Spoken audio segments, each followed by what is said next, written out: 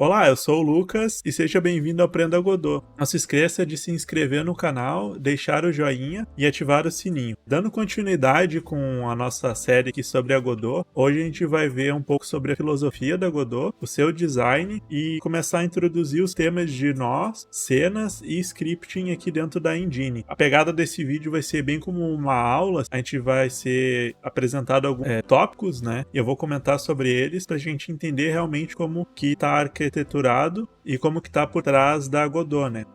Então eu preparei aqui um conteúdo, então a gente vai acompanhar aqui esse conteúdo, se quiser pode ficar ouvindo também. Vai ter só algumas imagens, mas elas não são fundamentais para entender os conceitos. Para a gente entender o design e a filosofia da Godot, primeiramente, a gente precisa entender que todo o código da Godot, ele é licenciado pela licença do MIT, que ela é uma licença onde que a gente tem a liberdade para a gente fazer o que a gente quiser com esse código, né? No caso com a engine. Então todos os jogos e aplicativos que a gente for fazer dentro da engine, a gente vai poder fazer o que bem entender com eles, né? Então a gente não precisa prestar conta para ninguém. Então a gente fez ali a nossa, a gente tá livre para fazer o que quiser. Fora isso, a gente também pode, incluir ferramentas externas para facilitar o nosso desenvolvimento ou adicionar alguma funcionalidade. Então, por exemplo, aqui eu acabei listando a ferramenta ali da NVIDIA, a parte do AdMob do Google, né? Quando quiser monetizar os aplicativos ou jogos na parte mobile, né? Ou então até para possibilitar um formato de arquivo, né? Como o FBX. Fora também que por ser uma engine open source, o código dela está aberto, a gente consegue entender tudo ali por trás dela e saber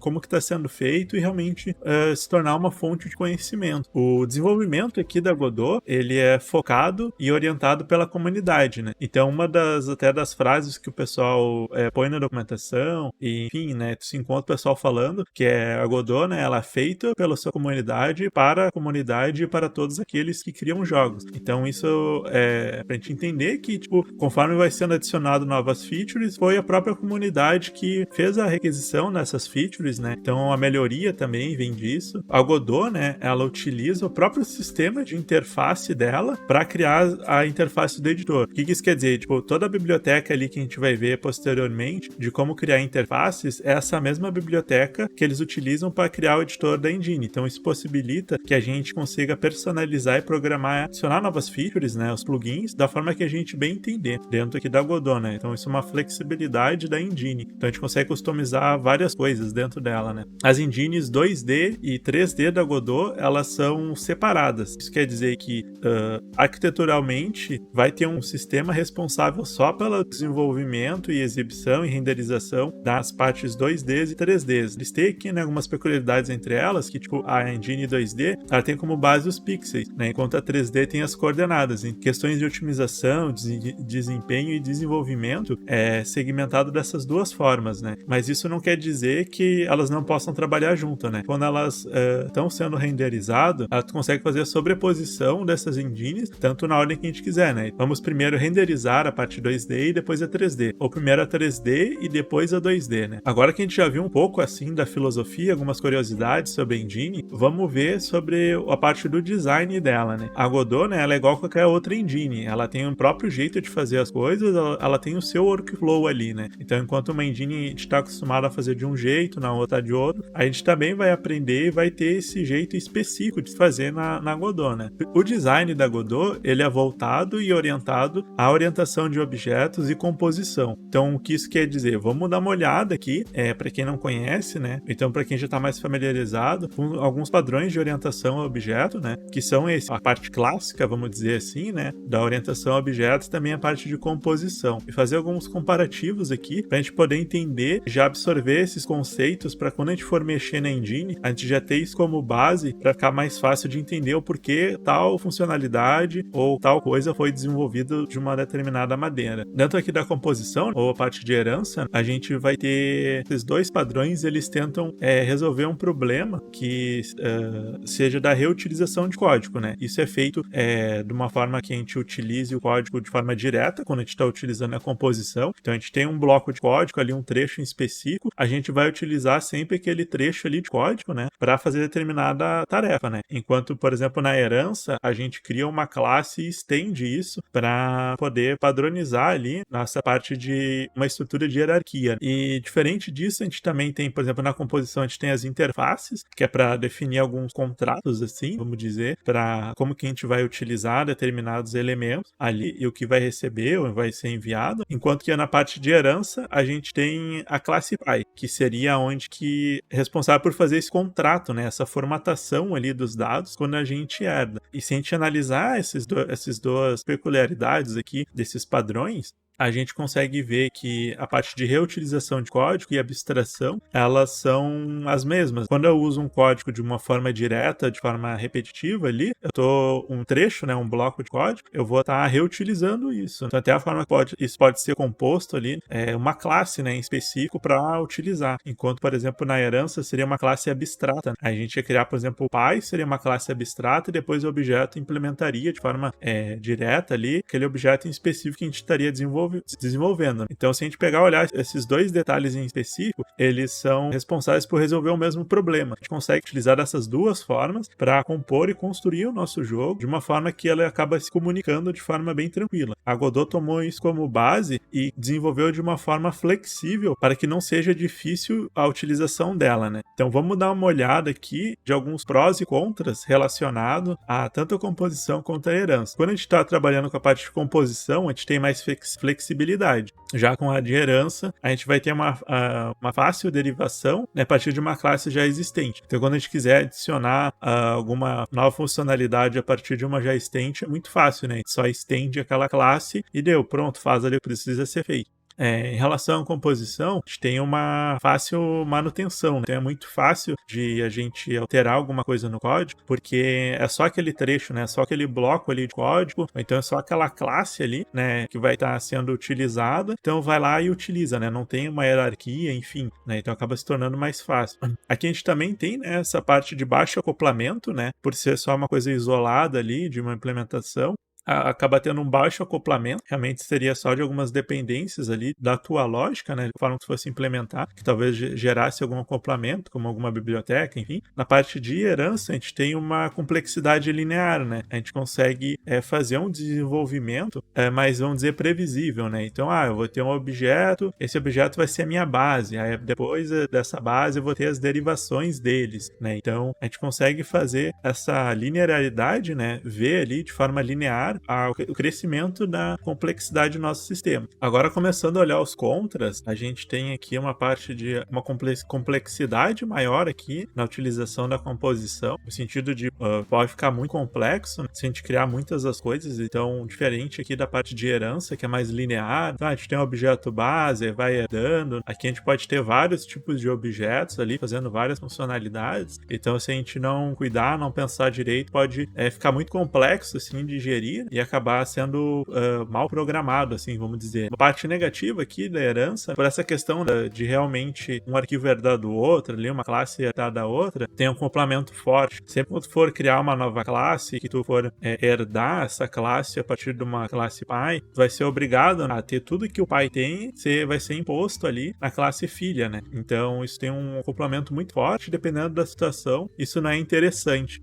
Parte de composição, no caso de tu reutilizar ali o mesmo código. Em alguns cenários pode ter uma repetição de código, no sentido de como tu não vai ter uma base ali, onde que vai, por exemplo, uma classe base, tomando o exemplo de uma herança, né, onde ele vai conter ali todas as funções e propriedades em comum de uma determinada entidade, tu vai acabar repetindo o código na implementação de cada elemento ali, né, mas nada que seja um problema, mas vai ter vários gets, vários setters, vamos dizer assim, repetitivo. A parte um ponto negativo da herança, que a manutenção é geralmente muito trabalhosa, no sentido que no momento que tu vai expandindo ali a tua árvore de herança, né, tu vai herdando várias coisas, é muito difícil tu poder alterar uma coisa sem ter que alterar a classe pai, né? Se inicialmente não foi projetado e desenhado para ser utilizado a parte de herança, é muito fácil, tu vai fazer uma refatoração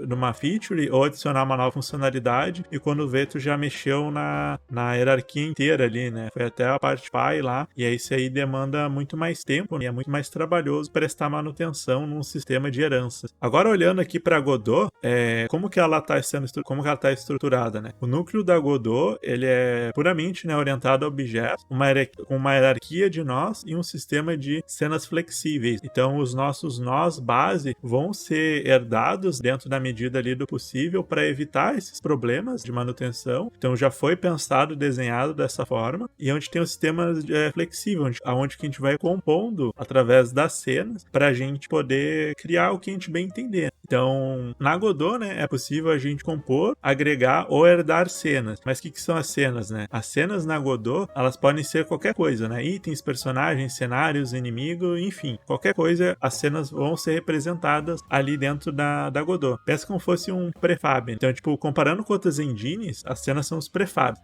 Porém, elas são mais livres, flexíveis e podem ser herdadas. É uma estrutura e um sistema muito mais flexível para a gente poder trabalhar e desenvolver compondo e agregando funcionalidades ali para a gente poder criar os nossos itens, personagens, cenários, enfim. Aqui como exemplo, a gente tem aqui um personagem, né? Vamos pensar aqui que a gente tem a base, né, do nosso personagem, e esse personagem ele vai tanto estender para um mago ou para quanto um guerreiro. Então a gente consegue aqui reparar, por exemplo, as funções ali em comum, né? Por exemplo, esperar, se mover, pular. Isso está sendo implementado num personagem base, enquanto as outras funcionalidades, como por exemplo, do mago, né? Ele vai castar alguma magia, ou então o guerreiro vai sair correndo, vai dar um corte, enfim. Então é mais ou menos assim que a gente vai compor, né? Utilizar a herança assim de forma muito simples e de um nível muito baixo para a gente poder tornar as coisas mais simples dentro aqui da Godot. Por padrão, a Godot tem vários tipos de objetos e cada um com suas funcionalidades e finalidades. Esses objetos a gente chama de nós, né? No momento que a gente começar a utilizar a Godot ali, a gente vai conseguir perceber que tem várias coisas já implementadas. Os nós, eles funcionam por si próprios, né? Mesmo que haja uma relação entre eles, essa relação ela deve ser fraca, no sentido que quando eu vou compor ali, seja o que for ali, um item, um personagem, a gente vai estar sendo utilizado e armazenado uma árvore para guardar essa estrutura. Então, nesse exemplo aqui, a gente tem um nó base, aí depois a gente tem um canvas item, aí um nó 2D e, por fim, algumas sprites, né? Então, o animated sprite e o sprite ali. Então, por mais que, por exemplo, a gente vá utilizar ali algum outro nó que dependa de outro nó, esses nós, eles funcionam independentemente dos seus pais. Fora isso, a Godot também tem como objetivo trazer diversas funcionalidades para os usos mais genéricos das engines, né? Então, por isso que ela vai trazer essa biblioteca ali de nós, pronto, que a gente só vai utilizar, e algumas ferramentas ali também, como criação de mapas ali, parte 2D e tal, que a gente vai se aprofundar nos próximos vídeos aqui no canal. A Godot também permite que a gente estenda e implemente novas funcionalidades, né, para ela, mude o editor, adicione novas ferramentas, faça novas integrações através da programação. E para isso, ela suporta, né, nativamente 3 linguagens de programação, que é a GDScript, C# e a GDXstation. Como funciona? Essas linguagens, vendo um overview assim, o GDScript ele é interpretado, o C# é compilado e o GDXstation também é compilado. Então tem mais funcionalidades que a gente vai se adentar no próximo vídeo aqui sobre programação e os seus detalhes, mas num geral aqui, só dando um pequeno spoiler, né, no próximo vídeo, o GDScript ele é mais focado para coisas mais simples e de rápido desenvolvimento, né, comparado ao C# e ao GDXstation. Enquanto C#, né, linguagem compilada lá, orientada a objeto, padrãozinho e tal, a gente já tem um trabalho a mais do que comparado com uma linguagem interpretada, né? Então a gente já é uma linguagem mais verbosa, né? A gente precisa codar mais no sentido de escrever mais coisas, né? Peculiaridade da linguagem específica, né? E o GDXStation é uma forma de a gente fazer integrações com outras linguagens de alto desempenho, né? Então, uma API pública ali da Godot, onde a gente vai utilizar para criar os nossos códigos, né? C++, C, Rust. Então, utilizando essas linguagens com alto desempenho, onde a gente consegue realmente fazer todo o gerenciamento da memória ali, bit a bit, né? Para a gente conseguir realmente trabalhar com escalas maiores, né? Fazer um alto processamento de dado. Então é isso, espero que tenha gostado. Esse foi um pouco do design e da filosofia por trás da Godot, né? Então a gente entender assim esses conceitos inicialmente se torna muito mais fácil para a gente começar a olhar a Godot e começar a entender, não, aqui eles estão utilizando a composição, aqui é herança e tal. Então, tendo ciência disso, a gente vai conseguir utilizar a ferramenta de uma forma bem mais produtiva. Para continuar acompanhando aqui a série, não se esqueça de se inscrever no canal, deixar o joinha e até a próxima.